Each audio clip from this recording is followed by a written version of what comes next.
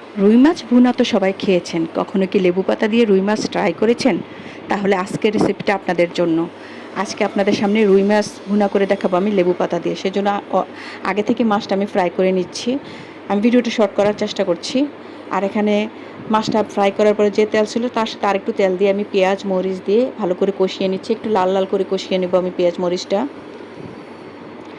আর এখনও পর্যন্ত যারা ধৈর্য সহকারে দেখছেন তাদের সবাইকে বলবো, প্লিজ একটা লাইক শেয়ার করতে ভুলবেন না। আপনাদের একটা লাইক আমাদের জন্য অনেক মূল্যবান।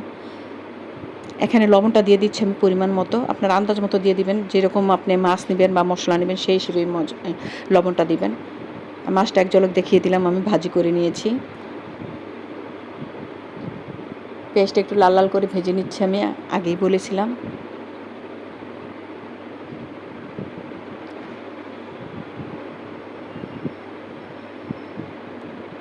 এখন আমি টমেটো পিউরি দিয়ে দিচ্ছি। এটা আমার ঘরে বানানো, মানে সারা বছর সংরক্ষণ করা যায় ওই রকম আর কি। টমেটো পিউরিটা আমি সারা বছরের জন্য করে নিয়েছি। ওইখান থেকে টমেটো পিউরিটা দিয়ে দিয়েছি।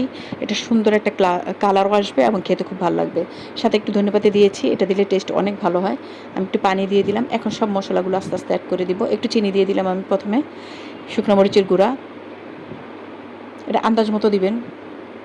হলুদের গুঁড়া হাফ টিস্পুনের মতো, সব হাফ টিস্পুন করে আমি দিয়েছি, কারণ আমার মাছ যেহেতু কম সেজন্য আমি কম দিয়েছি। জিরাটা সামান্য একটু বাড়িয়ে দিয়েছিলাম আমি। জিরার ফ্লেভারটা আমার কাছে খুব ভালো লাগে। আপনারা যদি পছন্দ না করেন তাহলে কম দিবেন। এখন মশলাটা ভালো করে কষিয়ে নেব আমি। যত মশলা ভালো করে কষাবেন তরকারির টেস্টটা তত ভালো আসবে। সেজন্য ভালো করে কষিয়ে নিচ্ছি।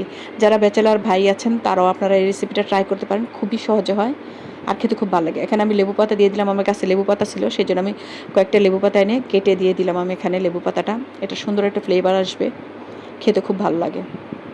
এখন আমি মাছগুলো দিয়ে দিচ্ছি। আর মাছের টুকরোগুলো মোটামুটি ভালো বড় সাইজেরই ছিল মাছটা। এখন মাছগুলো দিয়ে দিলাম আমি, আর সাথে একটু এখন ঝোল দিয়ে দিব একটু কষানোর জন্য, কারণ ঝোলটাতেই কষাবে। আর যেহেতু মাছ বোনা সেজন্য 5 মিনিটের বেশি লাগবে না, সেই পরিমাণে আমি ঝোলটা দিয়ে দিয়েছি। এখন আমি ধনেপাতা দিয়ে দিলাম উপর থেকে সুন্দর একটা ফ্লেভারের জন্য। সাথে দিয়ে দিব এখন কাঁচামরিচের সুন্দর একটা ফ্লেভার আসে। আপনারা অবশ্যই কিন্তু ট্রাই করবেন। আর আমি যেহেতু নতুন, বয়সে হয়তো সমস্যা হয়, মাঝে মাঝে একটু থেকে যাই, নো চিন্তা, ইনশাআল্লাহ আস্তে আস্তে করতে করতে ঠিক হয়ে যাবে।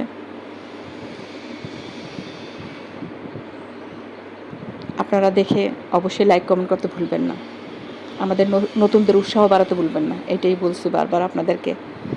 দেখেন মাছ আমার তরকারিটা রেডি হয়ে গেছে। এখন আমি সার্ভিং বলে সার্ভ করে নিচ্ছি। দেখেন কত সুন্দর একটা কালার আসছে, আর খেতেও খুব মজা হয়েছে। বয়সটা যেহেতু আমি পরে দিয়েছি, অনেক টেস্ট হয়েছিল, সবাই খুব পছন্দ করেছে। দেখেন আমি সার্ভিং করে নিয়েছি, আর কত সুন্দর হয়েছে। তো বাসায় অবশ্যই এইভাবে ট্রাই করবেন। আজকের ভিডিও যদি ভালো লাগে তাহলে অবশ্যই লাইক শেয়ার